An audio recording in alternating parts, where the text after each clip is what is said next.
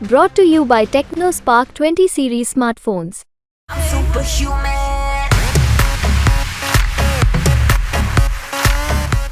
डिम्पल यादव देखिए किस तरीके से जनता का अभिवादन कर रही हैं और खुद वीडियो अपने मोबाइल पर बना रही हैं, क्योंकि जिस तरीके से हुजूम यहाँ पर दिखाई दे रहा है समाजवादी पार्टी और कार्यकर्ताओं के लोगों का, वो अपने आप में देखने काबिल है। पूरी रोड दोनों तरफ से भरी पड़ी है। आप बताइए, जब पुलवामा जैसी घटना हुई, जब आप हमारे फौजी भाइयों को एयरक्राफ्ट नहीं उपलब्ध करा पाए, तो क्या उनकी जो पत्नियां थी, जब उनका मंगलसूत्र छीना, तो क्या आप चिन्हित कर पाए कि किसकी वजह से इतनी बड़ी घटना को अंजाम दिया गया?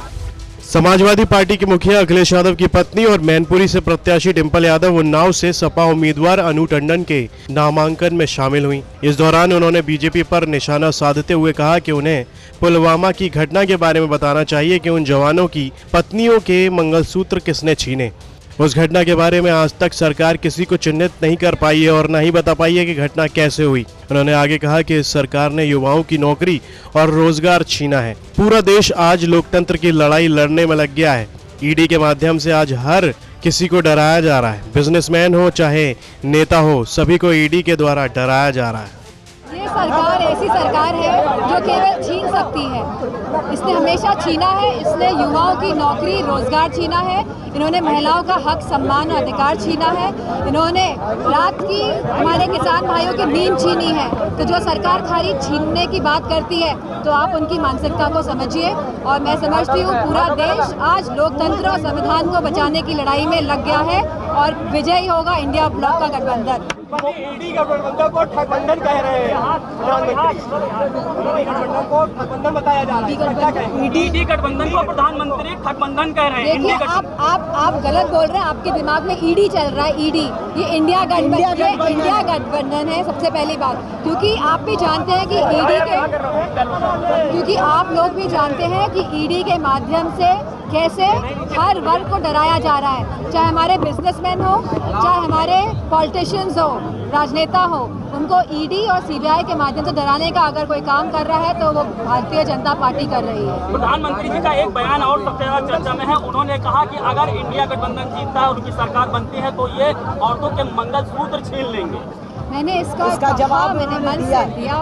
मैंने बोला कि आप बताइए, जब पुलवामा जैसी घटना हुई, जब आप हमारे फौजी भाइयों को एयरक्राफ्ट नहीं उपलब्ध करा पाए, तो क्या उनकी जो पत्नियां थी, जब उनका मंगलसूत्र छीना, तो क्या आप चिन्हित कर पाए कि किसकी वजह से इतनी बड़ी घटना को अंजाम दिया गया? आज तक सरकार ना चिन्हित कर पाई है, ना बता पाई है कि एयरक्राफ्ट हमारे फौजी भाइयों को उपलब्ध क्यों नहीं कराए गए। उन्होंने साथ साथ एक बात और कही है कि ये आपका हक मुस्लिम घुसपैठियों में बांट देंगे। आज पूरा पीडीए यानी कि पिछड़ा, दलित, अल्पसंख्यक, आदि आबादी और अगड़े जो अपने आप को वंचित हैं, आज सब जानते हैं कि किस तरह का माहौल है। किसी भी वर्ग के पास, चाहे हमारा युवा हो, चाहे हमारा किसान हो, चाहे हमारी महिलाएं हो, चाहे हमारा जवान हो, किसी को भी हक सम्मान और अधिकार नहीं मिल रहा है।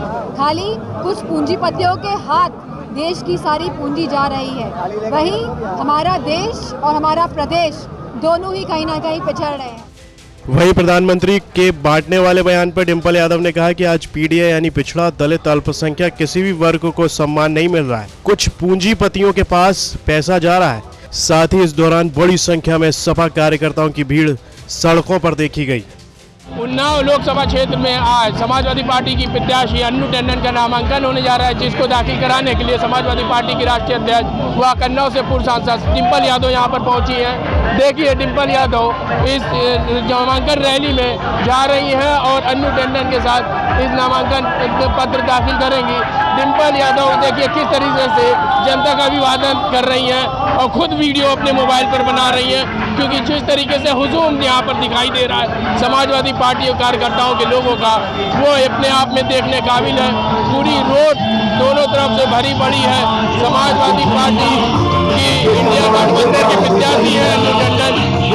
डिम्पल यादव ने प्रधानमंत्री के बयान पर प्रकाश करते हुए भी उन पर कई सवाल उठाए हैं। उन्होंने कहा है कि जो मंगलसूत्र की बात कर रहे हैं वो पहले पुलवामा घटने को याद कर ले कि किस तरीके से पुलवामा घटना हुई थी और पूर्व राज्यपाल ने भी उस पर सवालिया निशान उठाया था। उनका कहना है 2024 में इस बार इंडिया गठबंधन पूरे देश में जीतने जा रहा है। साथ ही साथ उत्तर प्रदेश की 80 लोकसभा सीट इंडिया गठबंधन जीत दर्ज करेगा। उन्नाव से सूरज सिंह, यूपी तक।